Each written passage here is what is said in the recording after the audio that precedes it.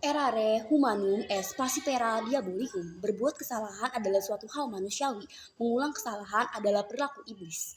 Kita hidup di dunia dengan ketidakadilan yang merata, di mana hanya mereka dengan kondisi penghasilan yang tinggi yang hanya dapat melanjutkan pendidikan ke universitas tinggi lainnya. Sebagai tim proposisi, saya mendukung mosi perdebatan kali ini dengan beban pembuktian. Mengapa akses kuliah gratis harus diprioritaskan? Karena hal tersebut terbukti dengan siswa dan siswi yang gagal dalam jalur SNMPTN maupun SBMPTN enggan untuk mencoba jalur mandiri karena uang kuliah tunggal yang sangat amat tinggi. Lalu, apa mekanisme yang akan saya bawakan dalam mosi perdebatan kita kali ini?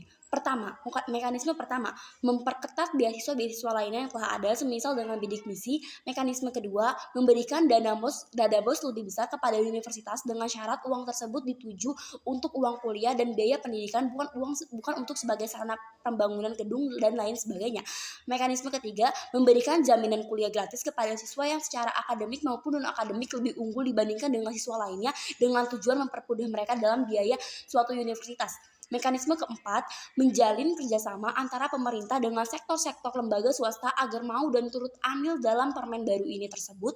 Mekanisme kelima, mengalihkan dana untuk pembangunan sumber daya manusia yang langsung diawasi KPK agar permen ini terhindar dari tindak korupsi pemerintah. Permen keenam, memberikan keadilan kepada seluruh siswa yang akan menuntut ilmu di universitas negeri. Mari kita lihat status quo yang telah ada, di mana biaya untuk masuk universitas tinggi sangat amat tinggi, serta Indonesia sebagai negara dengan kapabilitas perekonomian yang sangat amat rendah sangat membutuhkan wacana ini. Lalu, apa yang saya definisikan dalam mosi perdebatan kita kali ini? Pemerintah harus memprioritaskan akses gratis ke universitas negeri, di mana pemerintah harus mengedepankan akses gratis kepada universitas dan mempertahankan akses gratis tersebut universitas sebagai salah satu hal yang akan mengubah Indonesia ke depannya, menuju Indonesia yang lebih baik ke depannya. Saya memiliki dua argumentasi utama. Pertama, mengapa tim proposisi harus disetujui? Kedua, mengapa hal tersebut dapat dijustifikasikan? Argumentasi pertama, mengapa tim proposisi harus disetujui? Terdapat dua ide yang mendasari argumentasi tersebut, di mana masih banyaknya perekonomian rendah dalam masyarakat Indonesia. Kedua, lapangan kerja yang tersedia sangat membutuhkan lulusan sarjana. Baiklah Dewan Juri yang terhormat, lapisan argumentasi yang pertama, di mana perekonomian Indonesia masih sangat amat rendah. Hal tersebut dibuktikan dengan sumber daya manusia yang sangat yang tidak mencukupi kapabilitas dalam mencari perekonomian kerja, di mana lapangan kerja yang sangat amat tumbuh, di mana hal tersebut terbukti dengan banyaknya siswa dan siswi yang pintar maupun berprestasi tidak mendapatkan haknya untuk bersekolah dikarenakan mereka terpentok akan perekonomian keluarganya. Bayangkan saja ketika seseorang yang terlahir dalam kondisi keluarga secara finansial kurang beruntung dan mereka ingin mengubah nasib, akan tetapi terpentok akan biaya untuk melanjutkan ke perguruan yang lebih tinggi, maka hal tersebut akan memperburuk Indonesia ke depannya. Jangan jauh-jauh mengambil contoh Dewan Juri yang terhormat.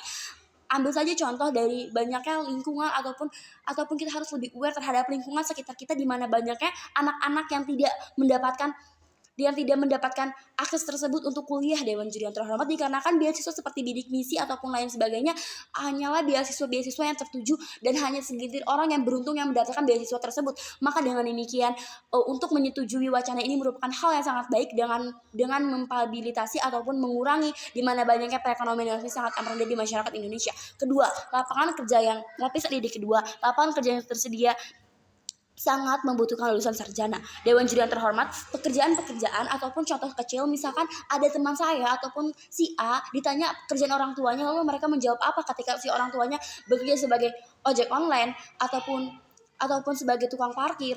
Mereka mungkin akan malu, Dewan Juri yang terhormat. Lantas karena sangat amat tetapi orang tua mereka memiliki kapabilitas dan memiliki kemampuan untuk bekerja di BUMN, akan tetapi terpentok akan sarjana atakan lulusan sarjana yang sangat amat dibutuhkan dalam lulusan BUMN. Ketika hal tersebut berakhir,